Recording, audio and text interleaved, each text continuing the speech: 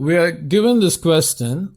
It's actually a theorem. We are expected to show that if we are given a square matrix, then we can represent or rewrite the square matrix as a sum of a symmetric matrix and a skew symmetric matrix.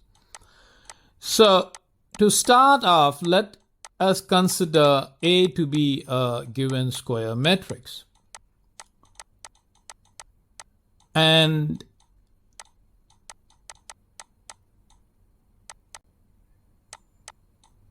A can be represented as P positive Q. Now, P is a symmetric matrix and Q is a skew symmetric matrix.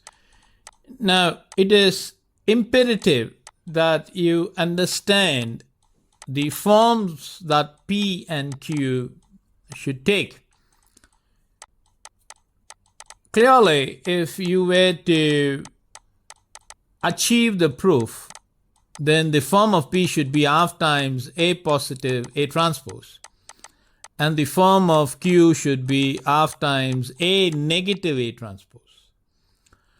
So if you can achieve, or if you can take the form of P in this fashion and Q in this fashion, clearly we would achieve the result or the statement claimed by the theorem.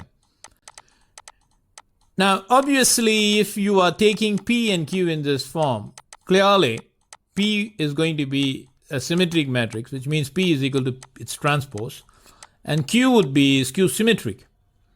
That is, Q is equal to negative times its transpose. So, having given or established the statement of this theorem, let us do a question. We are given a matrix A, and we are to express this matrix A as a sum of symmetric matrix and skew symmetric matrix. So let us consider P and Q such that the form of P is half times A positive A transpose, and the form of Q is half times A negative A transpose. Now, the proof is complete if we can show that A is a sum of P and Q. So that is the condition that we are looking for. Of course, P should be a symmetric matrix and Q should be a skew symmetric matrix. So having established that, let us now find out the matrix P. So P is equal to half times A positive A transpose. Now we already know the matrix A. So I would be placing the matrix A within the parentheses. So that would be 1, 3, 5, negative 6, 8, and 3, negative 4, 6, and 5. This has to be added with the transpose. So that would be 1, negative 6, negative 4, 3, 8, and 6, 5, 3, and 5. Now, let us begin by adding these two matrices. So that would be 1 added with 1, negative 6 added with 3, 4 added with 5. Of course, 4 is a negative sign there. So followed by 3 negative 6, 8 added with 8, and 6 added with 3. 5 added with negative 4, 3 added with 6, and 5 added with 5. This can be rewritten as half times the matrix 2, negative 3, 1, negative 3, 16, 9, positive 1, 9, and 10. So this is the quantity that we have got for the matrix P. Now let us take the transpose for this matrix, which is rewritten as half times 2, negative 3, 1, negative 3, 16, and 9, 1, 9, and 10. Now just compare the matrix that you've got before with this matrix that you've got currently. Now clearly these two matrices are one and the same, so that shows that P is equal to its transpose, which means P is a symmetric matrix. So this is just one part of the problem. We got the other part, that is to find the matrix Q. So Q is half times matrix A negative A transpose. Now rewriting the matrix A, we would now have 1, 3, 5, negative 6, 8, and 3, followed up with the last row, which is negative 4, 6, and 5, followed by a negative sign, and it's transpose of this matrix A. Now let us begin by adding these two matrices.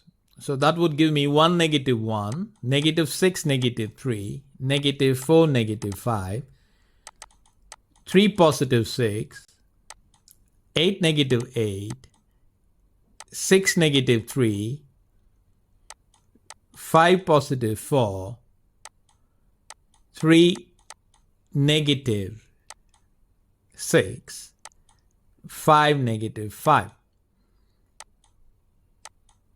So summing it up and rewriting, we get half times 1, negative 1 is 0, that's negative 9, and negative 9, positive 9, 0, positive 3, 9, negative 3, and 0.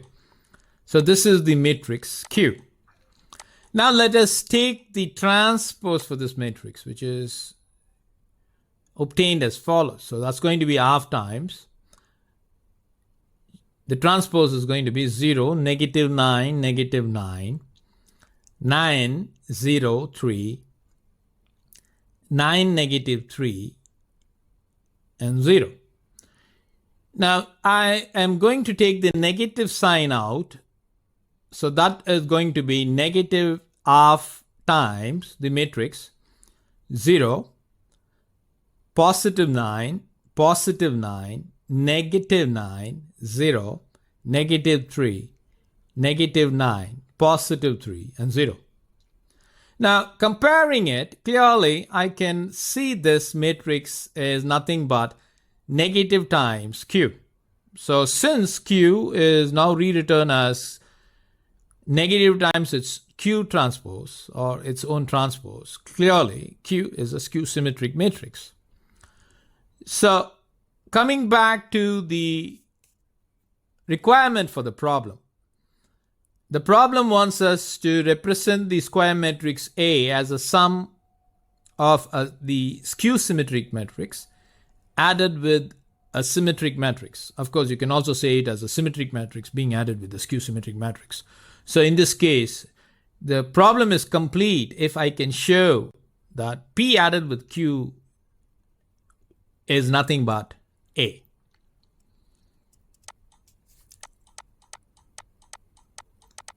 So now, having established that claim, let us now see if P added with Q really gives us the matrix A.